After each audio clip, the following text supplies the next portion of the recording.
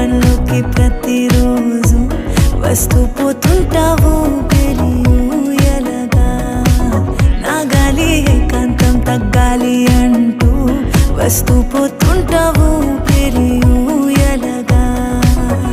వేరే సూర్యుణ్ణి చంద్రుణ్ణి చూస్తానా వేల తారల్ని గమనించ వీలవునా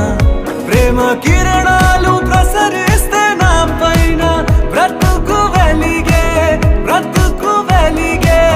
ఇంకాస్త ఇంకా కాస్త చేరువగా ఇంకా కాస్త చేరువగా రావాలనుంది చిలిపి ప్రశాంతంలా నీ గుండె గుమ్మంలోకి ప్రతిరోజు వస్తూ పోతుంటావు